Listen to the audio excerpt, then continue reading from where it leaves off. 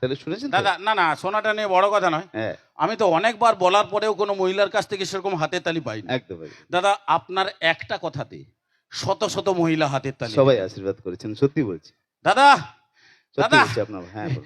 এখন আমার মনে হচ্ছে দাদা আপনি পুরুষ নয় দাদা, হ্যাঁ, আপনি পুরুষ নয়। এই, আপনার একটা কথাতেই শত শত মহিলা হাতের তালি দিলেন দাদা। বাহ, আপনি পুরুষ নয় দাদা।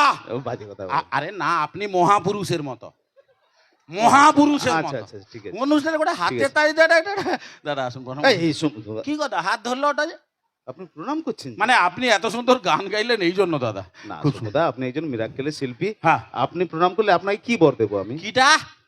একজন মিরাক্কেলের শিল্পী যদি প্রণাম করে, আপনারা দিদি ভাইরা বলুন আমি কি বর দেবো তাকে? বর দিবেন? হ্যাঁ, কোনো বরের দরকার নেই, তাহলে আমার বর দরকার নেই। তাহলে যদি পারেন দুই একটা কন্যা দিন। বর এখানে অনেক বড় আছে, বাজে শুধু লোক সত্যি সমুদা। না দাদা, সমুদা কন্যা প্রচুর বাজে লোক, দরকার, সমুদা। বর দরকার নাই দাদা। তুমি বর দিব যাচ্ছাতা আসো। ব্যাপার, আপনার বরের যাচ্ছাতা কি? ব্যাপার। সমুদা, আই লাভ ইউ সমুদা। তবে সত্যি একটা কথা বলি, সমুদাকে সত্যি খুব ভালো লাগছে আজকে মঞ্চে পেয়ে। হও। আমি সমুদার এই কথাবার্তা এবং